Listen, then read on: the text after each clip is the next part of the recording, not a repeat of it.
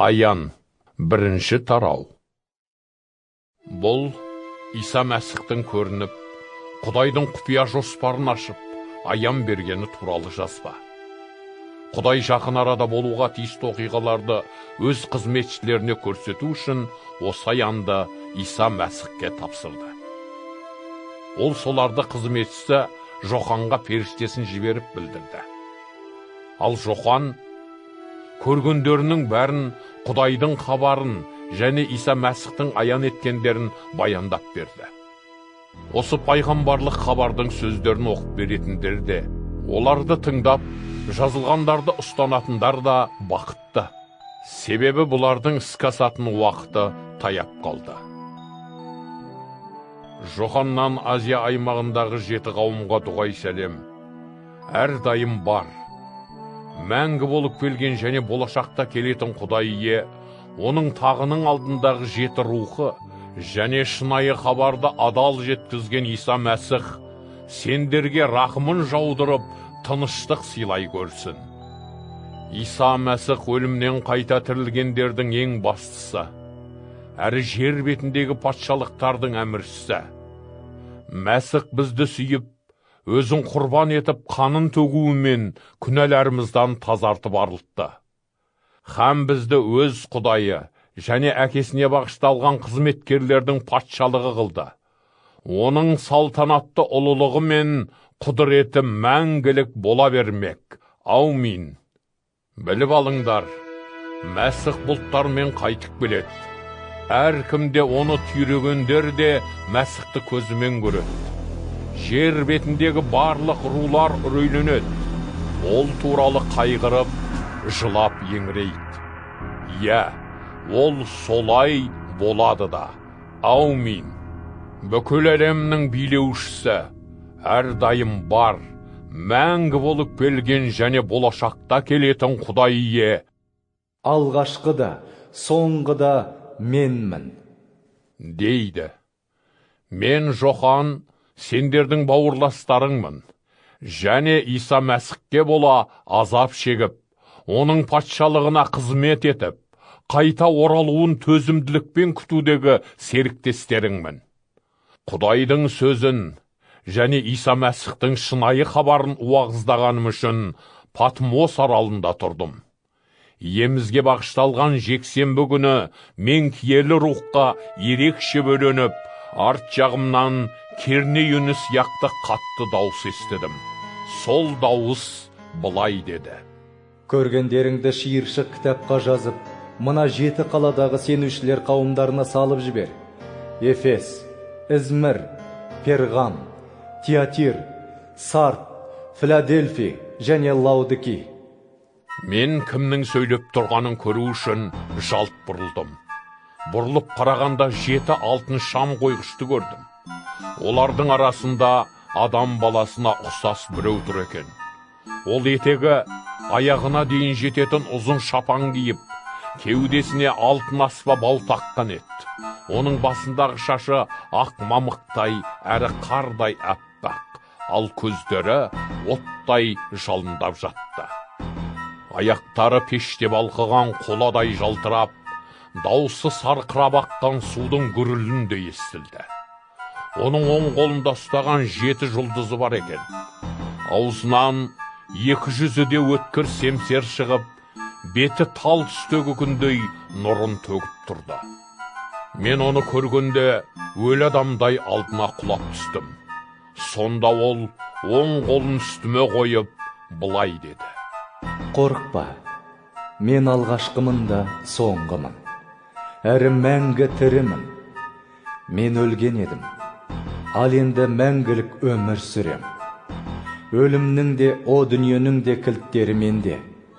Көргендеріңді, қазіргі барды және одан кейін болатындарды жазып қой.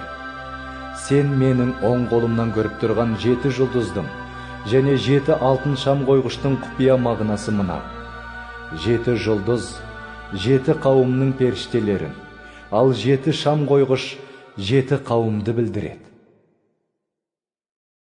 Аян, 2-ші тарау. Эфестегі қауымның періштесіне былай деп жаз: Бұл оң қолында 7 жұлдыз ұстап, 7 шам қойғыштың арасында жүретін иеңнен хабар. Мен сенің істеріңді білем. Сен еңбек етіп, шыдамды боп келесің. Арам адамдарға төзе алмай, өздеріне Құдайдың елшілері деген атақты таңатындарды сынап, өтірікшілер екенін анықтадың. Менің атыма бола еңбектеніп, көп ауыртпалықты басыңнан өткізгенде, шыдамдылық көрсетіп, қажымадың. Алайда, саған айтар наразылығым мынау. Сен алғашқы сенген кездегі сүйіспеншілігіңді жоғалтып алдың. Өзіңнің қандай биіктіктен құлдырағаныңды ойлашы. Өкініп, теріс жолыңнан қайтып, алғашқыдағы игі істеріңді жасайтын бол. Әйтпесе саған жуырда келемін де, шам қойғышыңды қауымдардың арасындағы орнынан алып тастай. Егер өкініп теріс жолыңнан қайтпасаң, осылай істейін. Бірақ сендегі бір жақсылық мынау. Мен жек көретін Николайттардың істерін сен де жек көресің. Құлағы барлар, киелі рухтың қауымдарға айтқандарын жақсылап тыңдап алсын. Жеңіп шыққан әркімге мен Құдайдың пейіш бағында өсетін, мәңгілік өмірді сыйлайтын ағаштың жемісінен жегізем. Измирдегі қауымның періштесіне былай деп жаз. Бұл бір кезде өлген, ал қазір тірі, алғашқы және соңғыдан хабар. Мен сенің істерің мен шеккен азаптарыңды, әрі жұтаң күйіңді білемін. Ал шынында сен рухани байсың.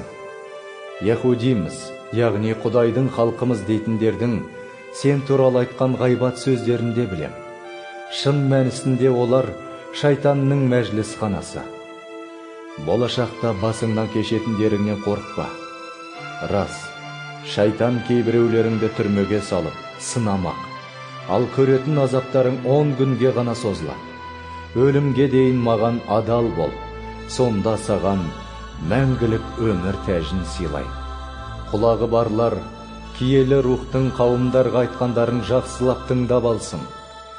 Жеңіп шыққан әркім екінші өлімнен зиян көрмейді. Перғамдағы қауымның періштесіне былай деп жаз.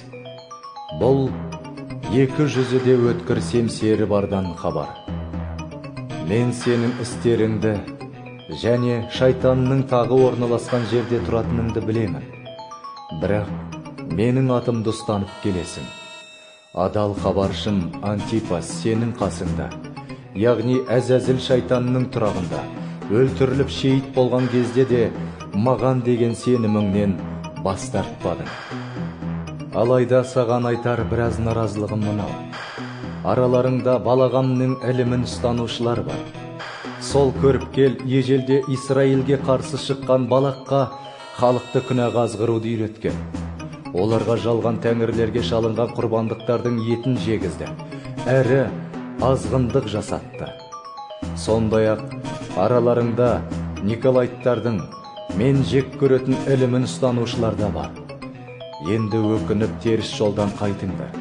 Әйтпесе саған жуырда келемін де, сол қате ілімді ұстанушылармен аузымдағы семсеріммен соқсам. Құлағы барлар, киелі рухтың қауымдарға айтқандарын жақсылап тыңдап алсын. Жеңіп шыққан әркімді мен жасырылған маннамен тамақтандырам. Оған алған кісіден басқа ешкімде білмейтін жаңа есім ойып жазылған бір ақ тасты да сыйлаймын.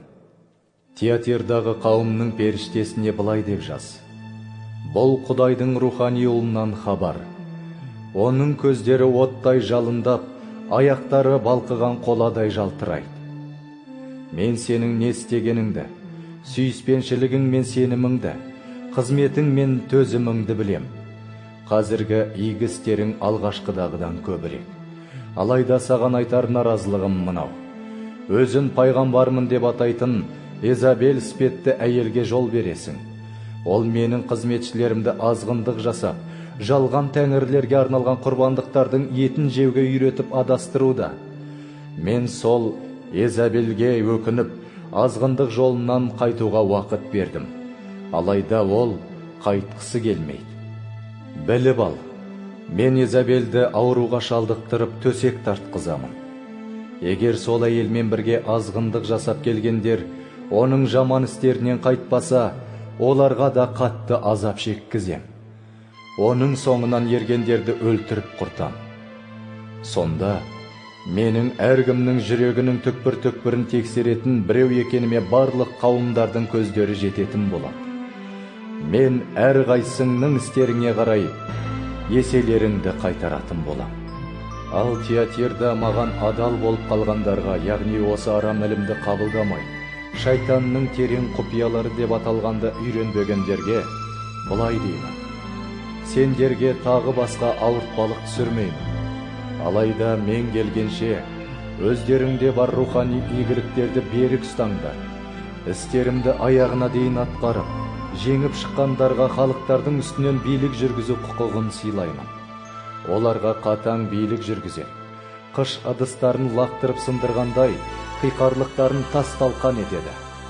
Мен де әкемнен осындай билікті алғам. Мен жеңіп шыққандарға таңғы жұлдызды да сыйлаймын.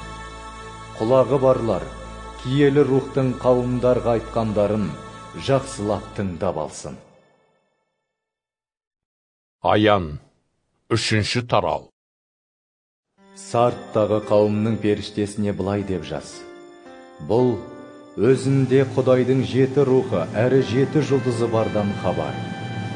Мен сенің істеріңді білемін. Жұрт сені тірі деп санағанмен рухани өлісің.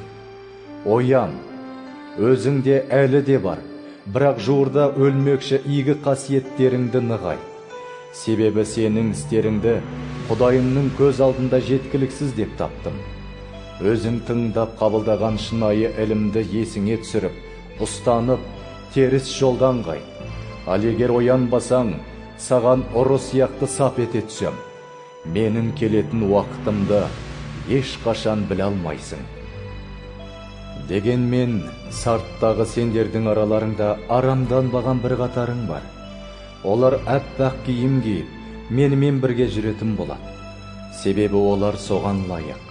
Жеңіп шыққан әркім солар сияқты әппақ киім киетін болады. Мен оның есімін мәңгілік өмір кітабынан өшірмей, әкемнің және оның періштелерінің алдында ашық мойындаймын. Құлағы барлар, киелі рухтың қауымдарға айтқандарын жақсылап тыңдап алсын. Филадельфийдегі қауымның хабаршысына былай деп жаз: бұл киелі де шынайыдан хабар. Өзімде Дәуіттің патшалығының кілті бар. Мен ашқанды ешкім жаба алмайды. Мен жапқанды ешкім аша да алмайды. Сенің істеріңді білемін.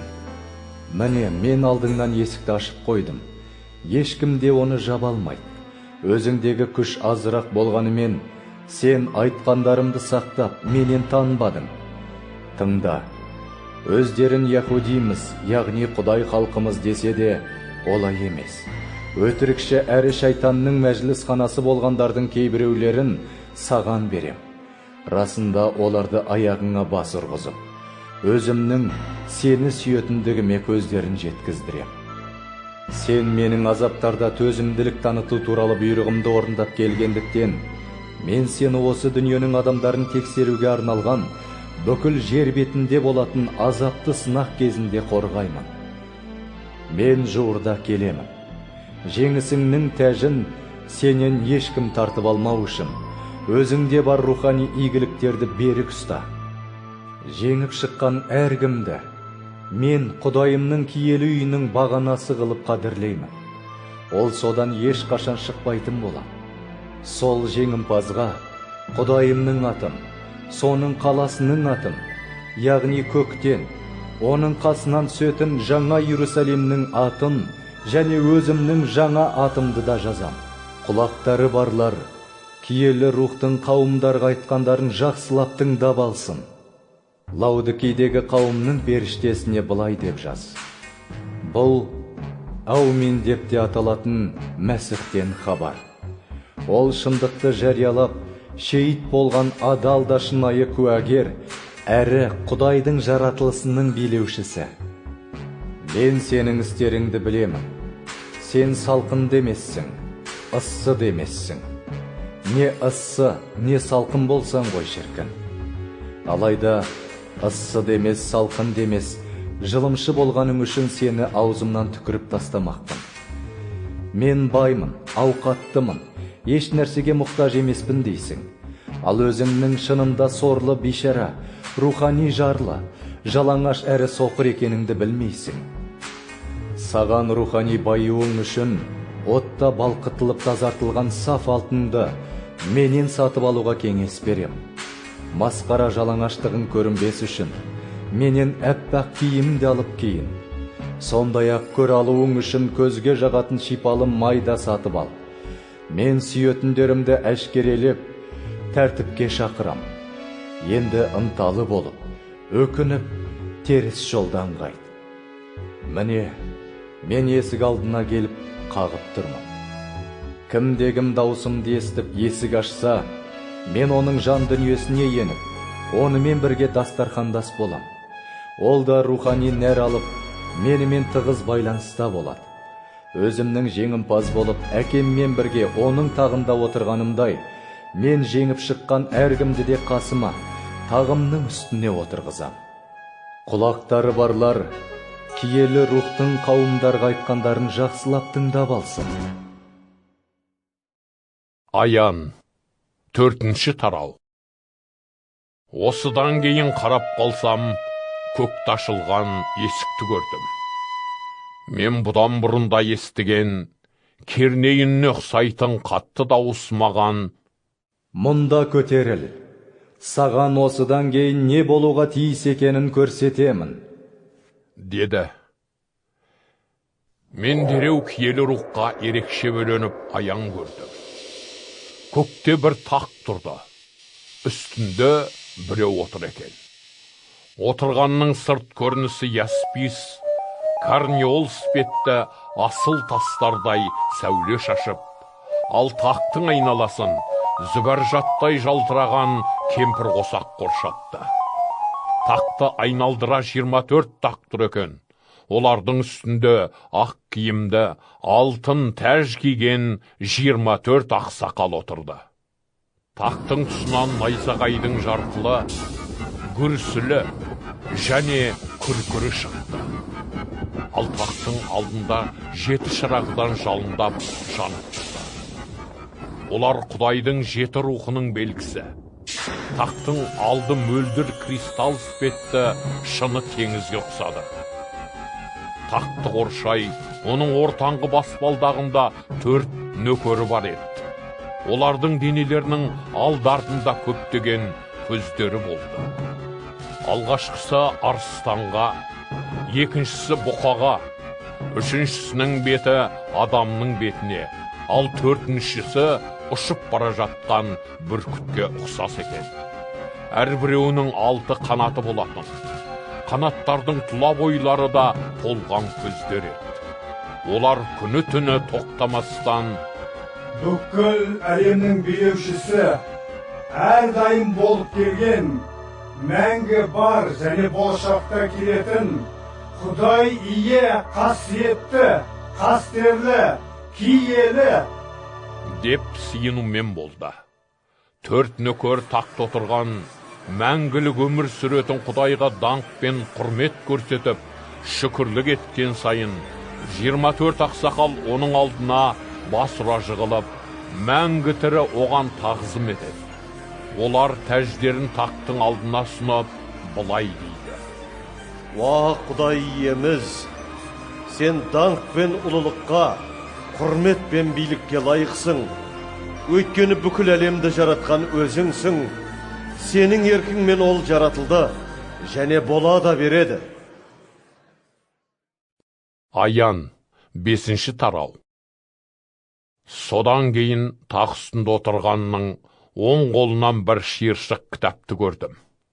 Шиыршық кітаптың екі жағына да жазу жазылып, ол 7 мөрмен бекітілген болатын. Сол кезде бір құдіретті періштені де көрдім. Ол қатты дауыспен: кім мөрлерді бұзып, кітапты ашуға лайық, деп жариялады. Алайда көктен де, жерден де, жер астынан да кітапты ашып, оның ішіне қарау билігі бар ешкім табылмады. Кітапты ашып, оның ішіне қарауға лайықты ешкімнің табылмағандығына қатты қайғырып жыладым. Сонда ақсақалдардың біреуі маған: «Жылама, қара. Дәуіт патшаның әулетінен, Яхуда руынан шыққан арыстан жеңіске жетті. Оның сол 7 мөрді сындырып, кітапты ашып оқуға билігі бар», деді. Мен қарасам, тақтың ортасында айнала тұрған 4 нөкер мен ақсақалдар қоршаған тоқтыны көрдім. Ол құрбандыққа шалынғандай болып көрінді. Оның 7 мүйізі мен 7 көзі бар екен. Бұлар бүкіл әлемге жіберілген Құдайдың 7 рухын білдіреді.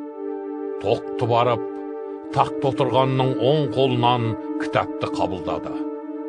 Тоқты соны қолға алған кезде 4 нөкер мен 24 ақсақал тоқтының алдына бас ұра жығылды. Әрқайсының қолында домбыраға ұқсас алтын аспап және түтетілетін хош иісті заттарға толы алтын табалар болды. Осы хош иісті заттар Құдай халқының айтқан мінәжаттарын білдіреді. Нөкерлер мен ақсақалдар жаңа мадақтау жырын айтып, былай деді: «Сен лайықсың кітапты қолың алуға, және мөрлерін бұзып оны ашуға. Өйткені құрбан болып қаныңды төктің. Сол арқылы әр ру, тіл, ұлт пен халықтан шыққандардың төлемін өтеп босаттың. Һәм Құдайға оларды бағыштадың. Әрі Құдайымызға арнап соларды жасадың. Діни қызметкерлер патшалығы. Олар жер бетін билейтін болады». Мен тағы да қарап, тақты, 4 нөкерді және ақсақалдарды қоршап тұрған мыңдаған, миллиондаған періштелерді көріп, үндерін естідім. Олар қатты дауыспен әндетіп, былай деді: Құрбандыққа шалынған тоқты, билік пен байлықты, даналық пен құдіретті, құрмет, ұлылық пен дәртті алдауға әбден лайықты. Көк пен жердегі, жер асты мен теңіздегі, яғни бүкіл әлемдегі әрбір тіршілік иесінің бұлай деп ән салған даусын естідім: Тақта отырған және тоқты, дәріптелу мен құрметке, ұлылық пен құдіретке мәңгі бақи лайықты. 4 нөкер «Әумин!» деп жауап берді. Ал 24 ақсақал жерге бас ұра жығылып, мәңгі тірі жаратқан иемен тоқтыға тағзым етті. Аян 6-шы тарау. Содан кейін мен тоқтының 7 мөрдің біріншісін сындырып ашқанын көрдім. Сол кезде 4 нөкердің біреуінің күннің күркіріндей қатты дауыспен «Аттан!» деп шақырғанын естідім. Қарап қалсам, алдымда ақ боз ат тұр екен. Ат үстіндегі қолына садақ ұстап, басына жеңімпаздың тәжін киіп алыпты. Ол өзінің өктемдігін орнату үшін елдерді жаулап алуға аттанды. Тоқты 2-ші мөрді сындырып ашқанда, 2-ші нөкердің де «Аттан!» деп шақырғанын естідім. Сонда оттай қызыл ат шықты. Оған мінгенге адамдар бірін-бірі қырулар үшін жер бетіндегі бейбітшілікті жою билігі беріліп, үлкен семсер табыс етілді. Тоқты 3-ші мөрді сындырып ашқанда, 3-ші нөкердің де «Аттан!» деп шақырғанын естідім. Қарасам, алдымда қара ат тұр екен. Үстіндегі салт атты қолына тараз ұстапты. Сонда мен нөкерлер жағынан шыққан «Бір күндік еңбек ақыға тек 1 қадақ бидай, немесе 3 қадақ арпа ғана берілмек. Ал зәйтүн майы мен шарақты бүлдірме» деген дауысты естідім. Тоқты 4-ші мөрді сындырып ашқанда, мен 4-ші нөкердің де деп шақырғанын естідім. Қарасам, алдымда сұп-сұр қуқыл ат тұр екен. Оған мінгеннің есімі өлім, ал соңынан о дүние делінген еріпті. Осы екеуіне жердің 1/4 бөлігіне өктемдік құрып, семсер, ашаршылық, індет және жыртқыш аңдар арқылы құрту билігі берілді. Тоқты 5-ші мөрді сындырып ашқанда, мен құрбандық үстелінің астыңғы жағынан Құдайдың хабарын жариялап, сенімдеріне адал қалғандар үшін шейіт болғандардың жандарын көрдім. Олар қатты дауыспен: «Уа! Киелі де шынайы билеуші! Қашанғы сен жер бетіндегі адамдарды соттамай, төккен қанымыздың құнын талап етпей жүресің?» деген сұрақ қойды. Олардың әрбіреуіне ақ талу белгісі ретінде ақ шапан жабылып: Сендер сияқты шейіт болуға тиісті қызметтестерің мен бауырластарыңның саны толық болғанға дейін біраз уақыт тынышталып күте тұрыңдар деген жауап берілді. Тоқты 6-шы мөрді сындырып ашқанда қарасам, жер қатты сілкініп, күн қалың қара жамылғымен жабылғандай түнекке, ал ай түгелдей қаңқыл түске айналыпты. Жұлдыздар қатты жел шайқағанда ағаш басынан құлап түсетін, әлі де піспеген інжір жемістеріне ұқсап жерге құлап түсті. Аспан шиыршық кітап іспетті оралып ғайып болды. Әрбір тау мен арал да өз орындарынан қозғала жөнелді. Жердегі патшалар, ақсүйектер және байлар, қолбасылар мен күштілер, және күллі құл еріктілер үңгірлерге және таудағы құздардың арасына тығылып қалды. Олар таулар мен құздарға жалбарынып: «Үстімізге құлап түсіп, бізді тақта отырғанның көзінен таса қылып, тоқтының қаһарынан жасыра көріңдер. Олардың қаһарын шашатын күні жетті. Енді кім соған төзе алады?» деді. Аян 7-ші тарау. Мұнан кейін мен дүниенің 4 бұрышында тұрып, жер бетіне, теңізге және ағаштарға ешқандай жел соға алмастай етіп, жердің 4 желін тұсаулап ұстаған 4 періштені көрдім. Сол кезде күншығыстан келе жатқан, қолында мәңгі тірі Құдайдың мөрі бар басқа бір періштені де көрдім. Ол Құдайдан жер мен теңізге зақым келтіру билігін алған 4 періштеге қатты дауыспен айқайлап: «Біз Құдайымыздың қызметшілерінің маңдайына таңба салып болмайынша, жер бетіне, теңізге және ағаштарға ешбір зақым келтірмеңдер» деп бұйырды. Мен маңдайларына Құдайдың таңбасы салынғандардың саны 144 мың екенін естідім. Олар Исраилдің барлық руларынан еді.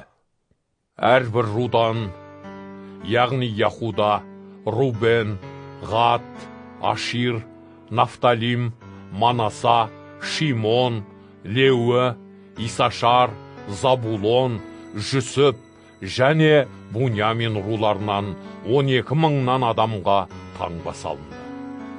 Содан соң қарасам, сансыз көп адамдардың ғаламат жиынын көрдім. Олар әрбір ұлт, ру, халық және тілден шығып, тақ пен тоқтының алдында ақ шапан киіп, қолдарына пальма бұтақшаларын ұстап тұр екен. Жиналғандар қатты дауыспен былай деп мақтау айтты: «Құтқарылу тақта отырған Құдайымыз бен тоқтының билігінде». Барлық періштелер де, ақсақалдар мен 4 нөкер де тақты айналдыра тұрды. Олар тақтың алдында жерге бас ұра жығылып, Құдайда былай деп танытады: Аумин. Дәріптеу, ұлылық және даналық, шүкірлік, құрмет, құдірет пен билік біздің Құдайға арналған мәңгілік. Аумин. Мұнан кейін ақсақалдардың бірі маған: Ақ шапан киген мына адамдар кімдер? Олар қайдан келді? деген сұрақ қойды. Мырзам, өзіңіз білесіз ғой деп жауап бердім. Ол маған: былай деп түсіндірді. Бұлар зор қудалану кезеңінен өткендер. Олар шапандарын тоқтының төгілген қанымен жуып, әппақ қылды. Сондықтан олар Құдайдың тағының алдында тұрып, оған күні түні киелі үйінде қызмет етеді. Тақта отырған Құдай олардың арасында бірге тұрып, баспана болады. Енді еш қашанда соларды аштық пен шөл азабы қинамайды. Күннің аптабы да күйдірмейді. Себебі тақтың ортасындағы тоқты олардың бағушысы болып, тірі судың бұлақтарына жетелейді. Құдай солардың барлық көз жастарын сүртіп тастап, жұбатады. Аян 8-ші тарау. Тоқты 7-ші мөрді бұзып ашқанда, көкте жарты сағат шамасында тыныштық орнады. Бұдан кейін мен Құдай алдында тұрған 7 періштені көрдім. Оларға 7 керней берілді. Қолында хош иісті заттарды түтетуге арналған алтын табасы бар өзге бір періште келіп, түтету үстелінің жанына тұрды. Оған молынан хош иісті заттар берілді. Ол соларды Құдайдың бүкіл халқының айтқан мінәжаттарымен бірге тақтың алдындағы алтын жалатқан түтету үстеліне Тәңір иеге бағыштап қоюға тиіс еді. Сонда хош иісті заттардың түтіні Құдай халқының мінәжаттарымен бірге періштенің қолынан көтеріліп, Құдайдың алдына жетті. Бұдан кейін періште хош иісті заттар салынған табан алып, түтету үстелінен алынған шоққа толтырып, жерге лақтырып жіберді. Сонда күн күркіреп, жаңғырықты. Найзағай жарқылдап, жер сілкінді. Сол кезде қолдарында кернейлері бар жаңағы 7 періште соларын тартуға дайындалды. Алғашқысы кернейлеткенде қан аралас бұршақ пен от пайда болып жерге жауды. Жер бетінің және ағаштардың 1/3 бөлігі мен көк шөптің бәрі де өртеніп жанып кетті. Екінші періште кернейлеткенде жалындап жатқан зәулім таудай бір нәрсе теңізге лақтырылды. Теңіздің 1/3 қанға айналып, ондағы тіршілік иелерінің 1/3 өліп, кемелердің де 1/3 қирады. Үшінші періште де кернейін тартты. Сонда аспаннан шырақ сияқты лаулаған зәулім жұлдыз өзендердің 1/3 бөлігіне және су көздеріне құлап түсті. Сол жұлдыздың аты Жусан. Судың 1/3 бөлігі жусандай ащы болып, одан ішкен көптеген адамдар өліп қалды. 4-ші періште кернейін тартқанда күннің, айдың, жұлдыздардың 1/3 бөлігі зақымдалып, олардың 1/3 қараңғылық басып, күннің 1/3 бөлігі түн іспетті қара түнекке айналды. Мұнан кейін қарасам, аспанда ұшып жүрген бір бүркітті көріп, оның қатты дауыспен «Қасірет! Қасірет! Қалған 3 періште кернейлерін тартқанда, күнәкар дүниеге өмір сүргендердің қасіреті қандай болмақ?» деп ескерткенін естідім. Аян 9-ші тарау. 5-ші періште кернейлеткенде көктен жерге құлап түскен жұлдызды көрдім. Оған жындар тұратын терең тұңғиық көзінің кілті берілді. Жұлдыз тұңғиықтың қақпасын ашқанда, одан үлкен пештен шыққандай қою түтін шығып, содан күн көзі де, ауа да қараңғыланып кетті. Түтіннен шегірткелер шығып, жерге қонды. Оларға жердегі шаяндар іспетті, залал тигізу күші беріліп, тек маңдайларында Құдайдың таңбасы жоқ адамдарды ғана жәбірлеу бұйырылды. Ал оларға көк шөпке, басқа да ешқандай өсімдіктер мен ағаштарға зақым келтіруге рұқсат берілмеді. Сол шегірткелердің бұл адамдарды өлтірмей, тек 5 ай бойы азаптау еркі ғана болды. Олардың шаққаны адамды улы шаянның шаққанындай азаптап қинайды. Осы 5 ай ішінде адамдар өлгілері келсе де өле алмайды. Олар өлуді қаншама аңсағанмен, ажал олардан қашып кететін болады. Шегірткелер ұрысқа дайын аттардай көрінді. Бастарына алтын тәж секілді бір нәрсе киіп, бет пішіндері адамға ұқсас болды. Олардың шаштары әйелдердің шаштарындай, тістері арыстанның тістеріндей, ал кигендері темір сауытқа ұқсас екен. Қанаттарынан шыққан шуы, ұрысқа шапқан ат жеккен сансыз күймелердің дөңгелектерінің дыбысындай еді. Шегірткелердің шаяндық сияқты құйрықтары мен улы тістері бар екен. Оларға 5 ай бойы адамдарды шағу еркі берілді. Тұңғиықтың періштесі шегірткелердің үстерінен патшадай билік жүргізеді екен. Оның еврейше, грекше аттарының мағынасы құртушы. Бір қасірет өтті. Енді міне тағы екеуі төніп келеді. 6-шы періште кернейлеткен кезде Құдай алдында тұрған алтын жалатқан түтету үстелінің 4 бұрышындағы мүйіздерінен шыққан бір дауысты естідім. Сол дауыс кернейі бар 6-шы періштеге: Ұлы Ефрат өзенінің жағасында байлаулы жатқан 4 хабаршыны босат деп бұйырды. Сонда дәл осы сағат, осы күн, осы ай, осы жылда күнәһар адамдардың 3-тен 1-ін өлтіруге дайындалған 4 хабаршы босатылып жіберілді. Олардың ат әскерінің санын естідім. 200 миллион шамасын деді. Мен осы аянда көрген аттар мен салт аттылардың сырт көрінісі мынадай. Үстерінде оттай қызыл, қара көк және күкірттей сары түсті қалқандары бар еді. Аттардың бастары арыстандікіне ұқсап, ал ауыздарынан от, жалын, түтін және күкірт шығып жатты. Адамзаттың 3-тен 1-і аттардың ауыздарынан шыққан осы 3 пәледен от, жалын, түтін және күкірттен қырылып қалды. Аттардың күштері ауыздарында да, құйрықтарында да бар еді. Себебі құйрықтары адамды шағып зақымдайтын, басы бар жыландарға ұқсайтын. Алайда сол пәлелерден өлмей, аман қалған адамдар өз қылықтарына өкініп, бас тарта қоймады. Олар өздерінің жын перілерге және алтын, күміс, мыс, тас немесе ағаштан жасалған мүсіндерге табынып келгендеріне опық жеп, тәубеге келмеді. Ал сол мүсіндер не көре, не ести, не жүре алмайды ғой. Сонымен қатар адамдар өздерінің кісі өлтіріп, сиқыршылықпен айналысып, азғындыққа салынып, ұрлық жасап, күнәға батқандарынан да қайтпады. Аян 10-шы тарау.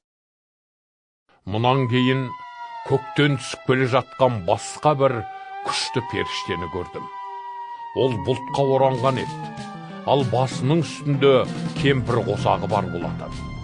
Беті күндей жарқырап, ал аяқтары от бағанасына ұқсады. Періште қолына жазуы бар ашылған кітапшаны ұстап тұрды. Содан ол оң аяғын теңіз бетіне, сол аяғын құрлық үстіне қойып, арыстанның ақырғандай қатты айғайлады. Ол айғайлағанда Құдайдың тағындағы 7 күн күркірі үн қатып сөйледі. Олар сөйлеп жатқанда мен айтқандарын жазып алмақшы болдым. Алайда көктен маған: 7 күн күркірінің айтқандарын жазба.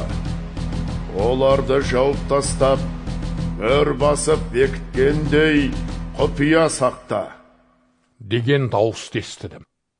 Содан кейін мен бір аяғымен теңізде, бір аяғымен құрлықта тұрғанын көрген періште оң қолын көкке қарай көтерді. Ол аспан мен жерді, теңізді және олардағы барлық нәрселерді жаратқан мәңгі тірі Тәңір иенің атымен ант беріп, былай деді. Енді еш кешеуілсіз, жетінші періште кернейін тартып, белгі берген кезде Құдайдың құпия жоспары жүзеге асады. Бұл оның өз қызметшілері пайғамбарларына алдын ала хабарлағанындай болмақ. Мен бұрын көктен естіген дауыс маған қайтадан тіл қатып, барып, теңіз бен құрлықта тұрған періштенің оң қолында ашылған кітапшаны ал, деді. Сонда мен періштеге барып, одан кітапшасын беруін өтіндім. Ол маған, ал да жеп қой. Ол қарныңа барғанда ащы, ал аузында балдай тәтті болады, деді. Мен періштенің қолынан кітапшаны алып, жеп қойдым. Аузымда ол маған балдай тәтті болса, жұтқаннан кейін ішімді қуырды. Мұнан соң маған, сен тағы да Құдайдың көптеген халықтар, ұлттар, тілдер және патшалар туралы хабарын жариялауға тиіссің, деген тапсырма берілді. Аян 11-ші тарау. Содан кейін біреу маған бір өлшеуіш қамыс таяқты беріп, былай деді. Бар да Құдайдың киелі үйін және ондағы түтету үстелін өлшеп, сол жердегі ғибадат етіп жатқандардың санын есепте. Алайда киелі үйдің сыртқа ауласын өлшеме, оны есептен шығарып таста. Себебі Құдай оны өзіне мойынсұнбаған басқа ұлттарға уақытша табыс етті. Олар киелі қаланы 42 ай бойы табандарының астына таптайтын болады. Бірақ мен өзімнің 2 хабаршымды тағайындаймын. Олар азалы киім киіп қайғырып, сол 1260 күн бойы менің хабарымды жариялайтын болады. 2 хабаршы қос зәйтүн ағашы және әлемнің иесінің алдында тұрған қос шам қойғыш. Егер кейбірі оларды жәбірлемек болса, онда ауыздарынан от жалын шашып, жауларын жалмап қояды. Оларға зиянкестік жасағысы келгендер осылай құртылады. Екеуі Құдайдың хабарын жариялаған кездерінде өз қалаулары бойынша жаңбыр жаумайтындай етіп аспанды жауып тастау, суды қанға айналдыру және жерді әр түрлі пәлелерге душар еткізу биліктері бар. 2 хабаршы Мәсіхтің хабарын түгелдей жариялап болғаннан кейін, тұңғиықтан шыққан бір хайуан олармен соғысып, жеңіп шығып өлтіреді. Мұнан кейін олардың сүйектері үлкен қаланың көшесінде жатады. Екеуінің иесі Мәсіх айқышқа шегеленіп өлтірілген сол қаланы, яғни Иерусалимді астарлап Содом және Мысыр деп те атайды. 3,5 күн бойы барлық халықтар, рулар, тілдер және ұлттардың адамдары 2 хабаршының мәйіттеріне қарап, қабірге қоюға рұқсат бермейтін болады. Олардың өліміне күнәһар дүниенің адамдары шаттанып, тойлап, бір-біріне сый-сияпаттар жібереді. Себебі осы 2 пайғамбар күнәһар адамзатқа азап әкелген болатын. Бірақ 3,5 күн өткеннен кейін Құдайдың өмір беретін демі олардың бойларына еніп, екеуі де орындарынан түрегелді. Оларды көргендердің бәрін зор үрей биледі. 2 пайғамбар көктен өздеріне үн қатып, мұнда көтеріліңдер, деген дауыс естіді. Дұшпандары қарап тұрған кезде олар бұлтпен көкке көтеріліп кетті. Дәл сол сәтте болған қатты жер сілкіністен қаланың 10-нан 1 бөлігі талқандалып, 7000 адам қырылды. Ал қалған халықты қатты қорқыныш билеп, олар көктің иесі Құдайдың даңқын мадақтады. 2-ші пәле аяқталды. Енді 3-шісі жақындап келе жатты. 7-ші періште кернейін тартқанда көктен әлемді басқару билігі жаратқан иеміздікі және оның тағайындаған патшасы мәсіхтікі. Ол мәңгілік билік жүргізетін болады деген қатты дауыстар шықты. Құдай тағының алдында өз тақтарында отырған 24 ақсақал жерге басыра жығылып, Құдайға тағзым етіп, былай деді: Уа бүкіл әлемнің билеушісі, әрдайым бар және мәңгі болып келген Құдай ие. Сен ұлы құдіретіңді қолыңа алып, патшалық құра бастадың. Соған ризашылығымызды білдіреміз. Саған мойын сұнбаған ұлттар ашу ызаға кенелді. Алайда сенің қаһарыңды шашып, о дүниеге аттанғандарды соттайтын уақытың келді. Енді сен қызметшілеріңе, пайғамбарларың мен барлық халқыңа, өзіңді құрметтейтін үлкен кішінің бәріне де сыйыңды бересің. Ал жерді құртқандардың өздерін құртасың. Сонда Құдайдың көктегі киелі үйі ашылып, ондағы келісім сандығы көрінді. Найзағайлар жарқылдап, қатты дауыстар мен күн күркір естіліп, жер сілкініп, бұршақ қатты жауды. Аян 12-ші тарау. Мұнан кейін аспанда бір керемет зор көрініс пайда болды. Күнді жамылған, аяғының астында айы бар, басына 12 жұлдыздан тәж киген бір әйел көрінді. Ол босанбақ болып, толғақтың ауруы мен азабынан айғай салды. Аспанда тағы басқа бір ғажап көрініс пайда болды. Бұл 7 басты, 10 мүйізді, әр басында тәжі бар оттай қызыл алып айдаһар екен. Ол құйрығымен аспандағы жұлдыздардың 3-тен 1-ін тартып алып, жерге қарай лақтырып жіберді. Айдаһар толғатып жатқан әйелдің алдында тосып тұрып, оның баласын туысымен ақ жалмап қоймақшы болды. Осылай әйел ұлын дүниеге келтірді. Ол болашақта күллі халықтарға қатаңдықпен билік жүргізетін болады. Нәресте тезірек Құдайға, оның тағының алдына келінді. Ал әйел Құдай алдын ала дайындап қойған айдаладағы бір жерге қашып құтылды. Сол жерде әйелге 1260 күн бойы қамқорлық жасалатын болады. Сонда көкте соғыс бұрқ ете түсті. Михаил мен оның қол астындағы періштелері айдаһарға қарсы аттанды. Айдаһар өз нөкерлерімен бірге оларға қарсы шайқасты. Бірақ төтеп бере алмады. Бұдан бұлай соларға көктен орын берілмеді. Осылайша алып айдаһар бүкіл әлемді алдап келген Әзәзіл әрі шайтан есімді ежелден бері келе жатқан жылан көктен қуылып, бүкіл хабаршыларымен қоса жер бетіне лақтырылды. Содан кейін мен көктен шыққан қатты дауысты естідім. Ол былай деді: Енді Құдай өзінің халқын құтқарды. Ол құдіретін көрсетіп, патшалық етіп, билік жүргізеді. Оның тағайындаған патшасы Мәсіх өктемдік етеді. Ал Құдай алдында күні түні бауырластарымызға жала жауып келген шайтан көктен лақтырылып тасталды. Бауырластарымыз тоқтының өз жанын құрбан етіп, қанын төгуінің арқасында және өздерінің ізгі хабарды қабылдап, ашық мойындаулармен жеңіске қол жеткізді. Олар өз жандарын тым қатты сүймей өлімге қиды.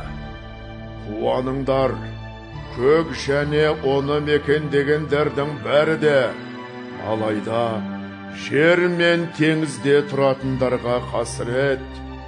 Себебі Әзәзіл шайтан төменге сендердің қастарыңа түсті. Ол өз уақытының аз қалғанын білгендіктен қатты ашулы.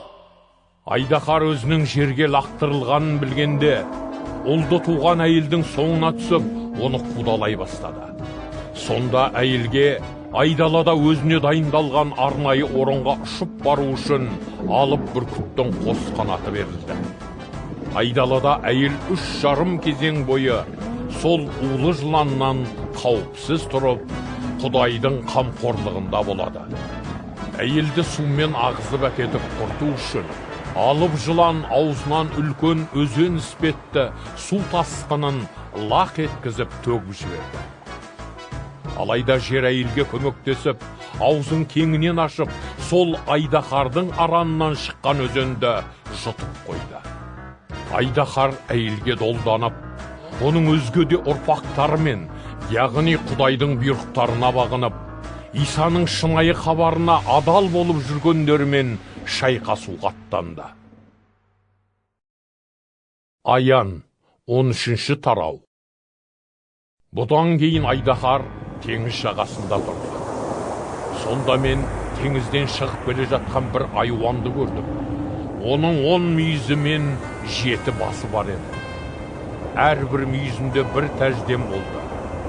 Ал бастарында Құдайды қорлайтын атаулары жазылыпты. Осы айуан қабыланға ұқсас, аяқтары аюдікіндей, ал аузы арыстанның аранындай болатын. Айдаһар оған өз күшін, тағын және зор бедел мен билікті тапсырды. Айуанның бір басының өлімге шалынып, жарақаттанғандай болғанын көрдім. Алайда ол ажалды жарақатынан сауығыпты. Бүкіл әлем осы ғажапқа қайран қалып, айуанның соңынан ілесті. Олар айуанға бедел мен билік берген айдаһарға бас ұрып табынды. Сондай-ақ айуанға теңгелер кім бар? Онымен кім шайқаса алады? деп айуанға да құлшылық етті. Айуанға өз ұлылығын марапаттап, Құдайды қорлайтын ауыз, әрі 42 ай бойы өз бетімен әрекет ету билігі берілді. Ол аранын ашып, Құдайды, оның есімін, киелі үйін және көкте мекендейтіндерді балағаттап, қорлай бастады. Оған Құдайға бағышталған халқымен күресіп, жеңіп шығатын күш, сондай-ақ әрбір ру, халық, тіл және ұлттың үстінен билік берілді.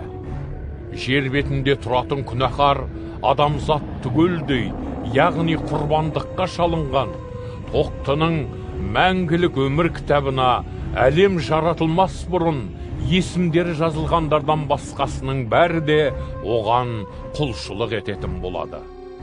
Құлағы барлар жақсылап тыңдасын. Кімге тұтқындалу бұйырылса, сол тұтқындалады. Кімге семсерден өлу бұйырылса, сол семсерден өлім табады. Мұнда Құдай халқының төзімділігі мен сенімділігі қажет болады. Содан кейін мен жерден шығып жатқан басқа бір айуанды көрдім. Оның тоқтынікі сияқты қос мүйізі бар екен. Бірақ ол айдаһарша сөйледі. Әрі алғашқы айуанға қызмет етіп, оның бүкіл билігін жүргізді. Екінші айуан күнәһар дүниені және онда өмір сүрушілердің бәрін ажалды жарақаты жазылған алғашқы айуанға құлшылық еткізіп, зор кереметтер көрсетуге билікті болды. Ол тіпті адамдардың көз алдында көктен жерге от түсірді. Алғашқы айуанның алдында жасаған осы кереметтер арқылы ол күнәһар адамзатты түгел алдап, азғырып теріс жолға салды. Оларға семсерден жарақаттанғанмен аман қалған алғашқы айуанның құрметіне мүсін жасауды тапсырды. Екінші айуанға осы мүсінге өз рухын енгізетін күш қуат берілді. Осылайша мүсін тіпті сөйлеп, өзіне табынбайтындардың бәрін өлтірте алатын болды. Айуан барлық адамдарды, үлкенді кішілі, бай кедей, құл еріктіні не оң қолын, не маңдайын таңбалауға мәжбүр етті. Осы таңбасы жоқтар еш нәрсені сатып ала да алмайды, сата да алмайды. Ол таңба алғашқы айуанның есімі, яки есімінің саны. Бұл парасаттылықты талап етеді. Зерек адамдар айуан есімінің санын есептеп шығарсын. Себебі осы сан бір адамның атын білдіреді.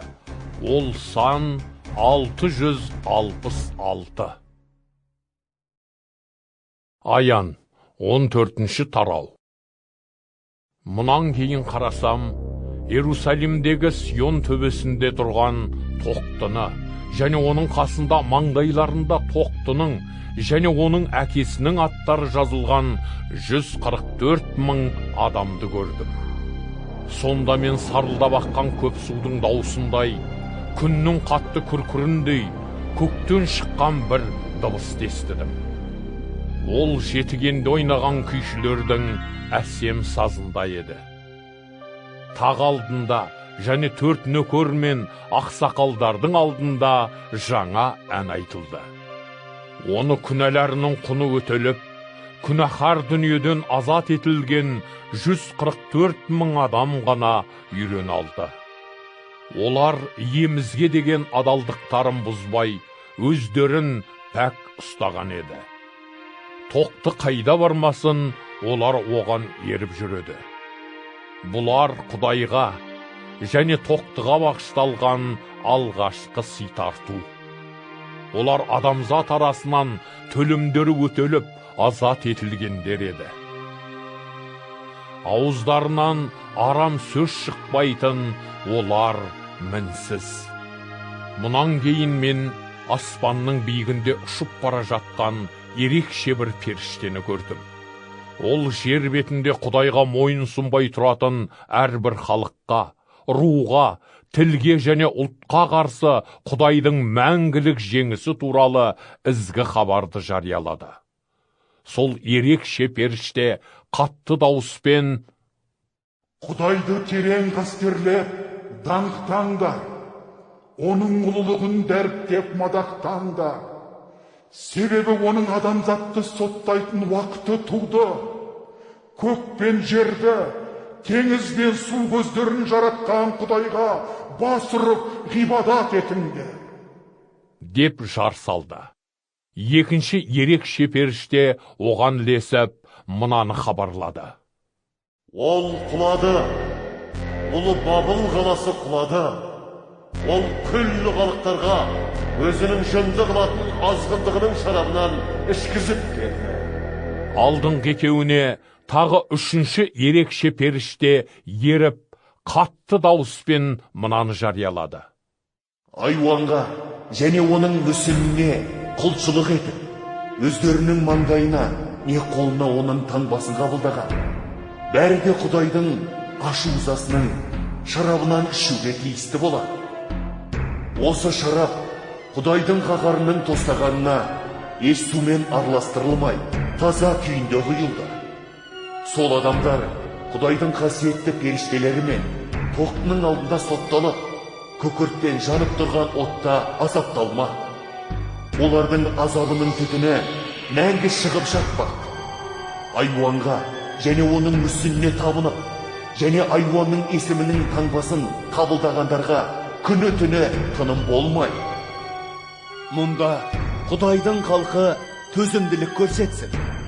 Олар оның өсиеттерін орындап, Исаға деген сенімдерін берік ұстанулары керек. Сол кезде мен көктен былай деген дауысты естідім: Мынаны жаз. Бұдан былай жаратқан иемен тығыз байланыста болып, қайтыс болғандар бақытты.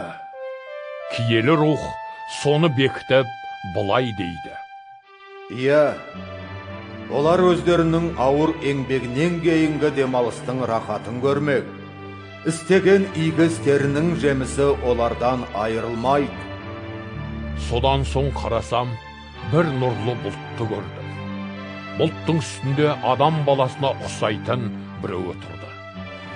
Ол басына алтын тәж киіп, қолына өткір орақ ұстапты. Мұнан кейін көктегі киелі үйден бір ерекше періште шығып, қатты дауыспен бұлттың үстінде отырған билеушіге мынадай хабар жеткізді. Орағыңды қолданып, егінді орап ала көр. Жер бетіндегі егістік пісіп тұр. Енді өнімді жинайтын уақыт болды. Сонда бұлт үстінде отырған билеуші жерге қарай орағын сілтеп қалғанда жердегі өнім орыла кетті. Көктегі киелі үйден тағы бір ерекше періште шықты. Ол да қолына өткір қолорақ ұстапты. Сонда отқа өктемдік жүргізетін ерекше бір періште құрбандық үстелінің жанынан шыға келді. Ол өткір қолорағы бар періштеге қатты дауыспен: жердегі жүзім бұтасының шоқтарын өткір орағыңмен орып ал. Олар пісіп тұр, деп айғайлады. Періште қолорағын жерге сілтеп, жүзім бұтасының шоқтарын кесіп алып, жүзім шырынын сығып алатын үлкен шұңқырға салды. Бұл Құдайдың төгілетін зор қаһарын астарлап білдіреді. Осылайша жүзім шоқтары қаланың сыртындағы сықу шұңқырында тапталды. Одан тереңдігі ат жалына жететін, ал ұзындығы 300 шақырымдай қан тасқыны ағып шықты. Аян 15-ші тарау. Аспаннан тағы басқа бір таңғаларлық үлкен әрі керемет көріністі көрдім. Құдайға қарсы шыққандарды ең соңғы 7 пәлеге ұшырататын 7 періште тұрды. Құдайдың қаһары осы пәлелермен толықтай жүзеге аспақ. Мұнан кейін мен отпен араласқан, шыны теңіз іспетті жарқыраған алаңды көрдім. Оның жағалауында не айуанның мүсініне табынбаған, не оның есімінің санын бейнелейтін таңбаны қабылдамаған, осылайша айуанды жеңіп шыққан адамдар тұр екен. Бәрі қолдарына Құдайды мадақтайтын жетігендерін ұстапты. Олар Құдайдың қызметшісі Мұсаның жырын және тоқты жөніндегі жырды айтып тұрды. Уа Құдай, бүкіл әлемнің билеушісі, сенің істерің керемет те ұлы. О халықтардың мәңгілік патшасы, сенің жолдарың әділ де шынайы. Уа жаратқан ие, кім сенен қорықпас? Есіміңнің ұлылығын кім даңқтамас? Сен ғана толықтай қасиеттісің. Барлықтар келмек алдыңа өзіңнің, бас ұрып мақтайды даңқыңды сенің. Себебі ашылды әділ үкімдерің. Бұдан кейін қарасам, көктегі киелі үйдің, яғни келісім шатырының ашылып жатқанын көрдім. Жарқыраған әппақ бәтестен киім киіп, кеуделеріне алтын аспа бау таққан 7 періште киелі үйден шықты. 7 пәленің билігі соларда еді. Құдай тағының қасындағы 4 нөкердің біреуі осы 7 періштеге 7 тостағанды берді. Тостағандар мәңгілік жасайтын Құдайдың қаһарына толы еді. Содан киелі үй Құдайдың хош иісті түтіндей таралатын салтанатты ұлылығы мен құдіретіне кенелді. 7 періште тостағандарынан төгетін 7 пәле аяқталғанша ешкімде киелі үйге кіре алмады. Аян 16-шы тарау. Сонда мен киелі үйден шыққан бір қатты дауыстың 7 періштеге: барыңдар да Құдайдың қаһарына толы 7 тостағанды жер бетіне төгіп жіберіңдер, деп тапсырғанын естідім. Біріншісі барып тостағандағысын жерге төгіп жіберді. Сонда айуанның таңбасын қабылдап, оның мүсініне табынғандарда жиренішті де азапты, іріңді жаралар пайда болды. Екінші періште тостағандағысын теңізге құйып жібергенде, оның суы өлген адамның қанындай қоюланды. Теңіздегі күллі тіршілік иелері өліп қалды. Үшіншісі тостағандағысын өзендер мен су көздеріне төгіп жібергенде, олар қанға айналды. Су атаулыға, өктемдік жүргізетін періштенің былай дегенін естідім. Уа, әрдайым бар және мәңгі болып келген қасиетті жаратқан сен әділсің. Сенің шығарған осы үкімдерің де әділ. Сол адамдар сенің халқыңның және пайғамбарларыңның қан төккендіктен оларға қан ішкізді. Соларға осы лайық. Сонда мен түтету үстелі жағынан былай деген дауысты естідім. Иә, Құдай, бүкіл әлемнің билеушісі, сенің үкімдерің әділ де шынайы. Ал төртінші періште тостағандағысын күнге төккенде күн отты қызуымен адамдарды күйдіретін болды. Олар қатты аптапқа күйіп, осы пәлелерге билік жүргізетін Құдайдың атына тіл тигізді. Бірақ олар өкініп, теріс жолдарынан қайтпады. Әрі Тәңір иені даңқтап, оған лайықты құрмет көрсетпеді. Енді бесінші періште тостағандағысын айуанның тағына құйып жібергенде, оның патшалығын қараңғылық басты. Адамдар аурудан қатты қиналып, тілдерін тістеді. Алайда олар өздерінің жаман қылықтарына өкініп қайтпады. Керісінше, аурулары мен іріңді жараларына бола көктегі Құдайға тіл тигізді. Алтыншы періште тостағандағысын ұлы Ефрат өзеніне құйып жіберді. Сонда өзен кеуіп қалып, осылайша шығыстан келетін патшаларға жол дайындалды. Мұнан соң құрбақаға ұқсаған үш жынды көрдім. Олар айдаһардың, айуанның және жалған пайғамбардың ауыздарынан шықты. Үшеуі де жындардың рухтары. Олар ғажап істер істеп, құдіреттерін көрсетеді. Олар бүкіл жер бетін аралап, күнәһар дүниенің күллі патшаларын Тәңір иеге қарсы шайқасуға жинап әкеледі. Бұл шайқас әлемнің әміршісі Құдайдың ұлы соты күні болады. Мәсіх былай дейді. Тыңда, мен ұрының қапыда түсетініндей күтпеген кезде келем. Жалаңаш қалып, жұрт алдында ұятқа қалмау үшін сергек болып, кіршіксіз пәк, киімдерін дайын сақтағандар бақытты. Әлгі үш жын патшалардың бәрін еврейше Хармагеддон деп аталатын жерге алып келді. Жетінші періште тостағандағысын ауаға төккенде киелі үйдегі тақтан орындалды деген қатты дауыс шықты. Сонда найзағай жарқылдап, мықты гүріл естіліп, күн күркіреп, жер қатты сілкінді. Адамзат дүниеде өмір сүргелі ешқашан мұндай жер сілкінісі болып көрмеген еді. Бұл барлығынан да қатты жер сілкінісі болды.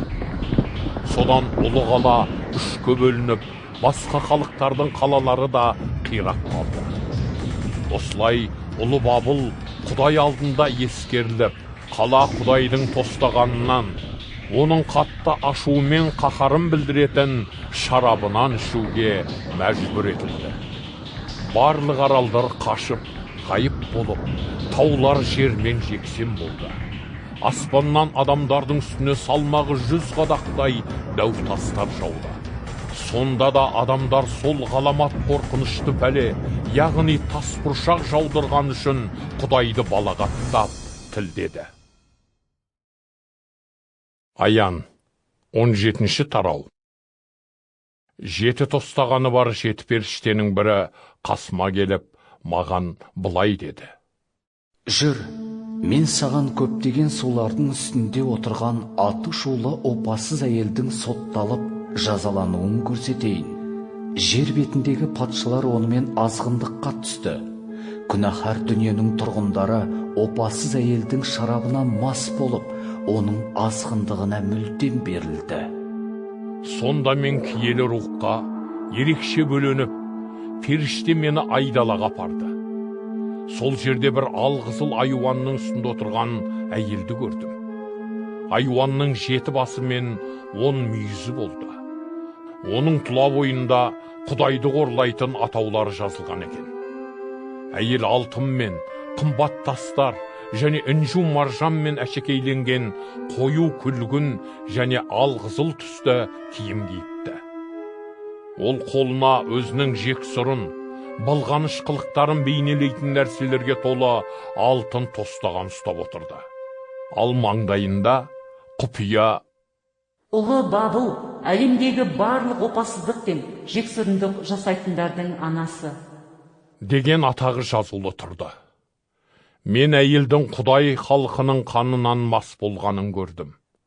Ол Исаға адал болып қалғандықтан шейіт болғандардың төгілген қанын ішкен еді. Әйелді көргенде қатты таң қалдым. Періште «Сен неге таң қалдың?» деп сұрады. Саған әйелдің және оны көтеріп жүрген жеті басты он мүйізді айуанның құпия мәнін айтып берейін. Сен көрген айуан бір рет өмір сүрді. Ол қазір өмір сүрмесе де түпсіз тұңғиықтан шықпақшы. Ал кейін ол құртылып кетпек. Күнәһар дүниенің тұрғындары, яғни әлемнің жаратылған кезінен ақ мәңгілік өмір кітабына есімдері жазылмаған адамдар айуанға қарайды.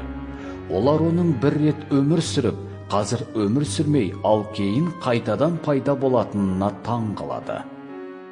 Бұл дана ой сананы қажет етеді. Жеті бас әйел отырған жеті төбені бейнелейді. Олар сондай-ақ жеті патшаны да астарлап білдіреді. Солардың бесеуі тақтан құлаған, тағы біреуі қазір билік құрып отыр, ал соңғысы әлі келген жоқ. Ол келгенде аз ғана уақыт билік құратын болады. Бір кезде өмір сүрген, ал қазір өмір сүрмейтін айуанның өзі 8-ші патша. Ол да әлгі жетеудің сапында болып құрып кетпек. Сен көрген 10 мүйіз әлі билік құрмаған 10 патшаны білдіреді. Оларға айуанмен бірге қысқа уақытқа патшалық билік берілмек. Осы онның мақсаты біреу-ақ. Олар өздерінің күш-қуаты мен билігін айуанға аманаттап, тоқтыға қарсы соғысқа шығады. Бірақ тоқты оларды жеңіп шығады. Себебі ол иелердің иесі, патшалардың патшасы. Ал қасындағылар оның шақырылып таңдалған адал ізбасарлары. Періште маған тағы да тіл қатып былай деді. Сен опасыз әйел үстінде отырған суларды көрдің. Бұлар ұлттар мен халықтарды, тайпалар мен тілдерді белгілейді. Сен көрген 10 мүйіз де, айуан да опасыз әйелді жек көреді. Сондықтан олар оны елсіз, күйсіз, тыр жалаңаш қалдырып, талан-таражға салады. Оның тәнін жалмап, қалдықтарын өртеп, тып-типыл етпек. Себебі Құдай олардың жүректеріне әсер етіп, өз мақсатын орындатады. Оларға өзара келісіп, Құдайдың айтқандары іске асқанға дейін өз биліктерін айуанға аманаттау тілегін дарытты. Сен көрген әйел күнәһар дүниедегі патшаларға үстемдік жүргізетін ұлы Бабыл қаласын бейнелейді. Аян 18-ші тарау. Бұлардан кейін көктен төмен түсіп келе жатқан бір ерекше періштені көрдім. Оның зор билігі бар еді. Салтанатының нұры бүкіл жерді жарқыратты. Періште қатты дауыспен былай деп жариялады. Ол құлады, ұлы Бабыл құлады. Ол жындардың ордасы, әр алуан арам рухтардың ұясы болды. Бұдан бұлай арам, жексұрын құстардың барлық түрі оған қоныстанбақ. Күллі ұлттар да оның жынды қылатын азғындығының шарабынан ішіп келді. Дүниенің патшалары онымен азғындыққа түсетін. Әлемнің саудагерлері оның сән салтанат пен асқа молшылыққа деген құмарлығынан байыды. Көктен бұлай деген басқа бір дауысты да естідім. Одан шық, халқым менің, одан шық. Әйтпесе оның күнәларына араласып, басына түсетін пәлелерін де бөлісесің. Себебі оның күнәлары көкке жетерліктей көп. Енді Құдай оның әділетсіздіктерін ескеріп, соттамақ. Өзгелерге көрсеткен зорлық зомбылықтарын өзіне көрсетіңдер. жаман қылықтарына сай екі есе қылып қайтарыңдар. Оның басқаларға арнап араластырған өз тостағандағы шарабына азғындықты екі есе қылып қосып, өзіне дайындап беріңдер. Ол қаншама сән салтанат пен молшылыққа кенелген болса, оған соншама көп азап пен қайғы қасірет тартқызыңдар. Мен тақта отырған қаныммын, жесір емеспін, қайғы қасірет те шекпеймін. Дейді ол. Сол себепті бір-ақ күннің ішінде мына пәлелерге індет, қайғы қасірет және аштыққа ұшырап, отқа өртенбек. Себебі оны соттаушы Құдай, жаратқан ие құдіретті.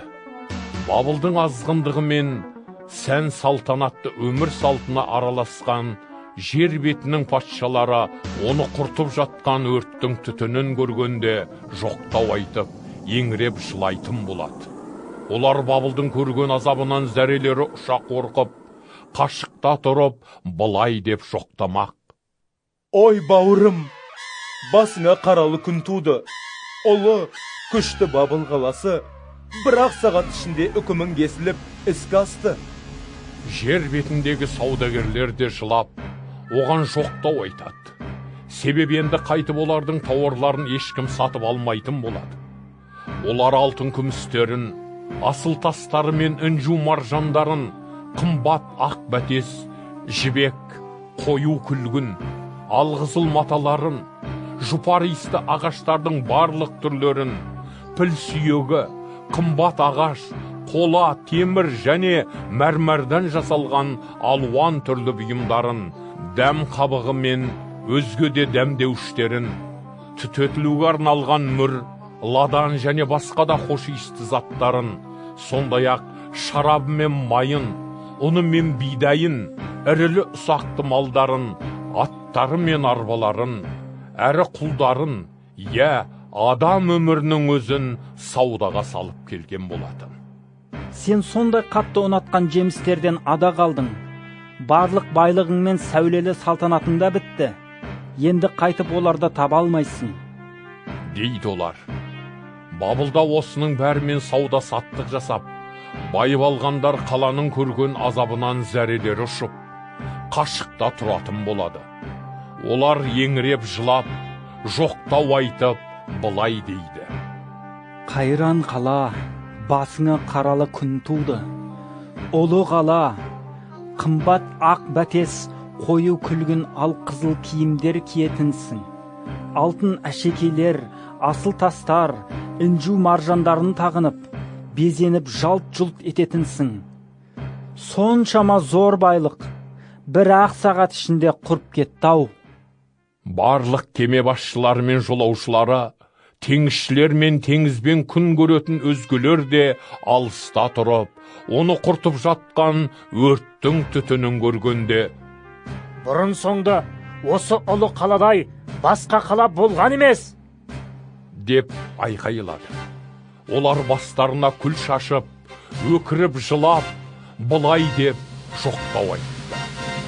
Қайран қала, ұлы қалаға қаралы күн туды.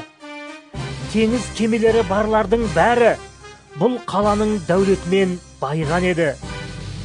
Оның бір-ақ сағатта талқандалған ай. Уа көктегілер, Құдайдың халқы, елшілері мен пайғамбарлары, бұған қуанып, шаттаныңдаршы. Құдай оны соттап жазалады, ал қиналған сендерді ақтады. Сонда бір күшті періште, үлкен диірмен тасындай дәу тасталып, теңізге лақтырып жіберіп, былай деді.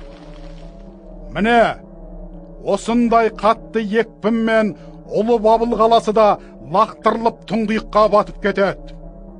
Ол енді қайтып көрінбейтін болады. Бұдан бұлай сен ешқашан жетіген сазымен адам даусын, сыбызғы мен керней тартқандарды естімейтін боласың. Ұсталар мен өнер шеберлері сенде болмайды, диірменнің дыбысы да естілмейді. Енді қайтып шам жарығын көрмейсің. Күйеу мен қалыңдықтың көңілді даусын да естімейсің. Себебі сенің саудагерлерің әлемнің мықтылары еді. Сен сиқырлығыңмен күллі халықтарды алдап, азғындыққа салдың. Сондай-ақ пайғамбарлар мен Құдай халқының қаны, я жер бетіндегі барлық өлтірілгендердің қаны осы қаладан табылды. Аян 19-шы тарау. Бұлардан кейін мен жиналған көптеген халықтың айқайындай көктен шыққан зор дауыстарды естідім. Олар былай деді: Жаратқан иені мадақтаңды! Құтқару мен салтанатты ұлылық, құдірет пен билік Құдайымызға, оның үкімдері шынайы да әділ. Ол азғындырмен жер бетін бүлдірген аты шулы опасыз әйелді соттап, үкімін шығарды. Құдай өз қызметшілерінің төгілген қанының құнын оған талап етті. Сол дауыстар тағы да былай деп айқайлады: Жаратқан иені мадақтаңды! Өртенген қаланың түтіні мәңгі шығып жатпақ. 24 ақсақал мен 4 нөкер өзінің тағында отырған Құдайға бас ұра жығылып: Әумин, лайым жаратқан иен мадақталсын! деп ғибадат етті. Мұнан кейін тақ жағынан бір дауыс шықты: Мадақтаңдар Құдайымызды, күллі қызметшілері оның. Дәріптей беріңдер, Тәңірімізді қастерлейтін үлкен кіші барлығын. Содан кейін мен жиналған көптеген халықтың зор дауыстарын тағы естідім. Олар сарқырап аласұрған судың гүрілі мен қатты күн күркіріне ұқсап былай деп айқайлады: Жаратқан иені мадақтаңдар! Себебі біздің Құдайымыз жаратқан ие, бүкіл әлемнің билеушісі, патшалық құруда. Шаттанып қуанайық, оның ұлылығын мадақтайық. Тоқтының үйленетін уақыты жетті. Оның қалыңдығы әзірленіп, дайын отыр. Оған кіршіксіз таза, жылтыраған ақ бәтес киімдер берілді. Сол ақ бәтес киімдер Құдай халқының әділ істерін білдіреді. Содан кейін періште маған былай деді: Мынаны жазып қой. Тоқтының үйлену тойына шақырылғандар бақытты. Ол тағы мынаны қосты: Бұл Құдайдың шынайы сөздері. Мен аң-таң болып аяғына жығылып, бас ұрмақ едім. Бірақ ол маған: Олай жасама. Мен өзіңмен және Исаның шынайы хабарын ұстанатын бауырластарыңмен бірге қызмет етушімін. Қайта Құдайға бас ұрып, ғибадат ет, деді. Себебі Исаның шынайы хабарын жеткізу, пайғамбарлық сөз айтудың нағыз мәнісі. Мұнан соң қарағанымда көктің ашылғанын және сонда тұрған ақ боз атты көрдім. Оның үстінде отырған адал да ақиқат деп аталады. Ол әділдікпен үкім кесіп, соғысқа шығады. Атқа мінгеннің көздері оттай жалындап, басына киген әлденеше патшалық тәждері болды. Оның киімінде өзінен басқа ешкімде мағынасын біле алмайтын бір есім жазылған еді. Ал жамылғысы қанға батқан екен. Оның бір атағы Құдай сөзі.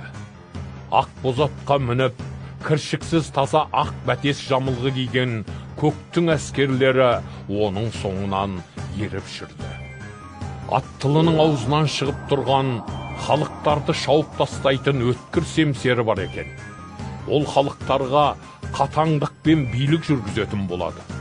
Жүзімді қысып таптағанда шырынының ағып шығатыны сияқты, ол құдіреті шексіз Құдайдың қаһарлы ашуын оған мойынсұнбағандардың үстеріне төккізеді.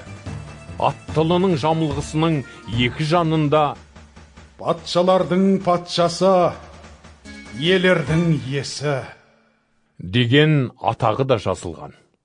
Содан кейін мен күннің бетінде тұрған періштені көрдім. Ол аспанның биігінде ұшып бара жатқан барлық жыртқыш құстарға зор дауыспен: Құдайдың үлкен кешкі асына жиналып келіңдер. Патшалардың, қолбасылары мен жауынгерлердің, аттар мен үстіндегілердің, құл азат, үлкенді кішілі күллі адамдардың өліктерінің етін жеңдер деп айқай салды. Сонда мен айуанды, дүниенің патшаларын және олардың әскерлерін көрдім. Олар ақ боз ат үстінде отырғанмен және оның әскерімен шайқасуға жиналған екен. Алайда айуан және оған қызмет етіп кереметтер көрсеткен жалған пайғамбар екеуі де кенеттен тұтқынға алынды. Сол бір таңғажайып кереметтер арқылы жалған пайғамбар айуанның таңбасын қабылдап, оның мүсініне құлшылық еткендерді еліктіріп, алдап жүрген болатын. Айуан мен жалған пайғамбар екеуі де күкірт жанып жатқан мәңгі сөнбейтін отты көлге, яғни тозақ отына тірідей лақтырылды. Ал басқалары ат үстінде отырғанның аузынан шығып тұрған семсермен өлтіріліп, барлық жыртқыш құстар олардың өліктерінің етін жеп тойынды. Аян 20 тарау. Бұдан кейін мен көктен түсіп келе жатқан, қолында түпсіз тұңғиықтың кілті мен ауыр шынжыр ұстаған бір періштені көрдім. Ол айдаһарды ұстап алып, оны 1000 жылға шынжырлап тастады. Айдаһар сол ежелгі жылан, ол Ібіліс және Әзәзіл шайтан деп те аталады. Әзәзілдің бұдан былай 1000 жыл өткенше халықтарды алдай алмау үшін періште оны түпсіз тұңғиыққа лақтырып жіберіп, есігін кілттеп, мөрмен бекітті. Ал осы кезең өткеннен кейін Әзәзіл шайтан біраз уақытқа босатылуға тиіс. Енді мен бірнеше тақтарды көрдім. Олардың үстінде отырғандарға адамзатты соттап, үкім кесу билігі берілген еді. Сонда мен Исаға адал болып, Құдайдың ізгі хабарын жариялағандар үшін шейіт болғандардың жандарын да көрдім. Бұлар не айуан мен оның мүсініне табынған да жоқ. Не айуанның таңбасын маңдайлары мен қолдарына қабылдаған да жоқ. Олар қайта тіріліп, Мәсіхпен бірге 1000 жыл бойы патшалық құрды. Бұл алғашқы қайта тірілу. Ал өлгендердің қалғандары 1000 жыл өтіп кеткенше тірілген жоқ. Алғашқы қайта тірілуге қатысқан әркім бақытты да қасиетті. Мұндайларға екінші өлім билігін жүргізбейді. Керісінше, олар Құдайдың және Мәсіхтің діни қызметкерлері болып, Мәсіхпен бірге 1000 жыл бойы патшалық құрмақ. Ал 1000 жыл өткеннен кейін Әзәзіл шайтан зынданнан босатылады. Ол дүниенің 4 бұрышындағы халықтарға, Гог пен Магогқа барып, оларды алдап, шайқасқа жинауға ұмтылады. Олар теңіз жағалауындағы құм қиыршықтарындай сансыз көп болады. Сонда дүниесінің түкпір-түкпірінен келген осы тобыр Құдай халқының ордасы оның сүйікті қаласын қоршап алады. Алайда көктен от жалын түсіп, жауда жалмап қояды. Оларды еліктіріп алдаған Әзәзіл шайтан күкіртпен жанып тұрған отты көлге, яғни тозақ отына тасталады. Бұрын сол жерге айуан мен жалған пайғамбар да лақтырылған еді. Олар сонда күні-түні мәңгілік азап шегетін болады. Бұдан кейін мен бір үлкен ақ түсті тақты және оның үстінде отырғанды көрдім. Оның қасынан жер мен көк қашып, оларға орын табылмады. Үлкенді-кішілі өлген адамдардың тақ алдында тұрғандарын байқадым. Кітаптар ашылып, ерекше бір кітап, мәңгілік өмірдің кітабы да ашылды. Өлгендер сол кітаптарда жазылған, өздері тірі кездерінде жасаған істеріне сай сотталып, үкімделді. теңізде қаза тапқандар да, жалпы ажалға ұшырап, о дүниеге аттанғандардың бәрі де қайта тірілді. Олар өздерінің іс-әрекеттері бойынша сотталды. Бұдан кейін ажал мен о дүние тозақ отына лақтырылды. Тозақ оты екінші өлім деп те аталады. Кімнің есімі мәңгілік өмір кітабында жазылмаған болса, сол да тозақ отына лақтырылды. Аян 21 тарау. Содан соң жаңа көк пен жаңа жерді көрдім. Себебі бұрынғы көк пен жер құрып өтіп, бұдан бұлай теңіз де болмады. Сонда мен көктен Құдайдың қасынан түскен қасиетті қаланы, жаңа Иерусалимді байқадым. Ол күйеуінің алдынан шығуға безеніп киінген қалыңдықтай дайындалған еді. Көктегі тақтан бұлай деген зор дауыс естідім. Қараңдар, Құдайдың адамдар арасындағы тұрағы. Ол солармен бірге тұрып, олар оның халқы болмақ. Осылай Құдайдың өзі солармен бірге мекендеп, олардың Құдайы болады. Ол барлық көз жастарын сүртіп тастап жұбатады. Енді қайтып өлім, жоқтау, зар еңіреу мен ауру болмайды. Себебі бұрынғы әлем құрып, жоқ болды. Сонда тақта отырған енді бәрін де жаңадан жаратамын деді. Ал маған қарап, мұны жазып қой. Бұл сөздер сенуге тұрарлық шынайы деп қосты. Содан соң ол былай деді. Енді түгел орындалды. Алғашқыда соңға, басы да аяғы менмін. Жаны сусаған әркімге шынайы өмірдің қайнар көзінен суды тегін ішкіземін. Жеңіп шыққан әркім осы игіліктердің бәрін иемденеді. Мен оған Құдай, ол маған рухани бала болады. Алайда қорқақтар, сенімсіздер, зұлымдар, кісі өлтіргендер, азғындар, сиқыршылар, жалған тәңірге құлшылық етушілер және бүкіл өтірікшілердің алатын үлестері көкірт жанып тұрған отты көлде болмақ. Бұл екінші өлім. Соңғы 7 пәлеге толы 7 тостағанда әкелген 7 періштенің біреуі қасыма келіп: Жүр, мен саған қалыңдықты, тоқтының үйленетін әйелін көрсетейін деді. Сонда періште мені киелі рухтың әсерімен биікте ұлы таудың басына алып шығып, маған қасиетті Иерусалим қаласын көрсетті. Ол көктен Құдайдың қасынан түсіп, оның нұрлы салтанатына кенелді. Қала өте құнды асыл тас іспетті, мөлдір тастай айқын яспис сияқты жалт-жұлт етіп жарқырап жатты. Оны өте биік қабырға қоршап, 12 қақпасында 12 періште тұрды. Қақпаларда Исраил халқының 12 руының аттары жазылған екен. Әр жақта 3 қақпадан болды. Шығыс, оңтүстік, солтүстік және батыста 3-ден. Қала қабырғасының 12 іргетасы да бар екен. Оларға тоқтының 12 елшісінің есімдері жазылыпты. Маған тіл қатқан періште қолына бір өлшеуіш алтын таяқ ұстапты. Осы таяқпен ол қаланы, оның қақпалары мен қабырғаларын өлшеп шықпақ болды. Қаланың ұзындығы мен ені бірдей 4 бұрышты болып салынған екен. Періште өлшеуіш таяғымен қаланы өлшегенде оның ұзындығы 12.000 стадий, ені мен биіктігі де дәл сондай болды. Періште қаланы қоршаған қабырғаны да өлшеп шықты. Ол 144 шынтақ екен. Періште әдеттегі адамдар өлшемін қолданды.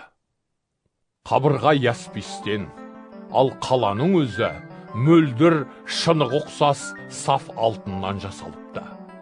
Қала қабырғасының ірге тастары әртүрлі асыл тастармен әшекейленген еді. Бірінші ірге тасы яспис, екіншісі сапфир, үшіншісі агат, төртіншісі алмас, бесіншісі оникс, алтыншысы карнельян, жетіншісі сары кварц, сегізіншісі изумруд, тоғызыншысы топаз, оныншысы хрисопрас, 11-шісі жақұт, 12-шісі аметис еді. 12 қақпасы, 12 інжу маржан, әр қақпа бір маржаннан жасалыпты. Қаланың даңғыл көшесі мөлдір шыныдай саф алтыннан салынған еді. Қаладан киелі үйді көрмедім. Себебі оның киелі үйі бүкіл әлемнің билеушісі Құдайе және тоқты. Қалаға жарық түсіру үшін күн мен айдың да қажеті жоқ. Құдайдың нұрлы салтанаты оны жарқыратады. Әрі тоқты да оның шам шырағы іспетті. Құтқарылған халықтар оның нұрымен жүріп, жер бетінің патшалары салтанатты тарту таралғыларын қалаға әкеліп тұрады. Қала қақпалары күн зағына жабылмайды. Ешқашан түнде болмайды. Халықтар қымбат салтанатты сый тартуларын әкеліп құрмет көрсетеді. Ал арамдардың жексұрын қылықтар жасап, жалған айтатындардың ешқайсысы да қалаға кірмейді. Тек тоқтының мәңгілік өмір кітабында есімдері жазылғандар ғана енетін болады. Аян, 22-ші тарау. Періште маған Құдай мен тоқтының тағынан бастау алған, мөлдір тастай жылтылдаған өмір суының өзенін де көрсетті. Ол қала көшесінің ортасымен төмен қарай ағады. Өзеннің әр жағасында өсіп тұрған мәңгілік өмірді сыйлайтын ағаш ай сайын жылына 12 рет жеміс береді. Ал жапырақтары халықтарды сауықтыруға арналған. Қарғалған еш нәрсе де осы қаладан табылмайды. Құдай мен тоқтының отырған тағы қаланың ішінде. Құдайдың қызметшілері оған бас ұра қызмет етіп, оның бет жүзін көретін болады. Маңдайларында оның есімі жазылып тұрмақ. Енді ешқашан түн болмайды. Оларға шамшырақ пен күн сәулесінің қажеті жоқ. Себебі Құдай иенің нұры түсіп тұрады. Олар мәңгі патшалық құрмақ. Мұнан кейін періште маған: бұл сөздер сенуге тұрарлық нағыз шындық. Пайғамбарларға өз рухын дарытқан Құдай ие, қызметшілеріне жуырда болуға тиісті оқиғаларды алдын ала көрсету үшін періштесін жіберді. Деді. Мәсіх: Міне, мен жуырда келемін. Құдайдың осы кітаптағы хабарларын ұстанатындар бақытты. Деп ескертті. Мен Жохан осыларды естіп көрдім. Естіп көріп жатқан кезде мен оларды көрсеткен періштенің аяғына бас ұрмақ болып жығылдым. Алайда ол: бұлай істеме, мен өзіммен, саған бауырлас пайғамбарлармен және осы кітаптағы сөздерге мойын сұнатындармен бірге қызмет етушімін. Құдайға бас ұрып, ғибадат ет. Деді. Ол маған тағы да: Құдайдың бұл кітаптағы хабарларын мөрлеп бекітіп, құпия ұстама. Себебі жүзеге асатын уақыты таяп қалды. Әділетсіздер әділетсіз істерін әлі де жасап, арамдар арамдықтарын істей берсін. Ал әділдер әділ істерін жалғастырып, қасиеттілер әлі де қасиетті бола берсін. Деді. Иеміз Иса маған тіл қатып: Тыңда, мен жуырда келемін. Әркімге ісіне қарай беретін сыйымды өзіммен бірге ала келем. Алғашқы да соңғы, бастапқы да ақырғы, басы да аяғы менмін. Шапандарын таза жуып, осылайша мәңгілік өмір ағашының жемісін жеп, қақпалары арқылы қалаға ену құқығына ие болғандар бақытты. Алайда иттер, сиқыршылар, азғындар және кісі өлтіргендер, жалған тәңірлерге құлшылық етіп, жалғандықты ұнатып, соларын жасай беретіндер қала сыртында, яғни тозақта қалады. Мен, Иса, осы хабарларды қауымдардағы сендерге жеткізу үшін періштемді жібердім. Мен Дәуіт патшаның әулетінен шыққан таңғы жарық жұлдызбын, деді. Киелі рухпен қалыңдық келе көр деп шақырады. Мұны естіген әркімде келе көр десін. Жаны сусаған әркім сыйлық ретінде шынайы өмірдің суын қабылдасын. Құдайдың осы кітаптағы хабарларын еститіндерге мұқият ескертемін. Кім оған бір нәрсе қосса, соның жазасына Құдай осы кітапта суреттелген пәлелерді қосып береді.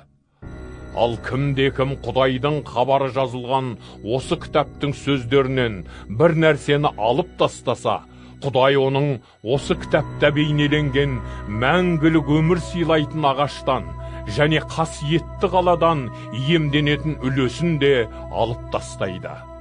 Осының бәрін растаушы бұлай дейді. Бұл шындық. Мен жуырда келемін. Аумин. Иеміз Иса, келе көр. Иеміз Исаның рахымы бәріңе де жауап берсін. Аумин.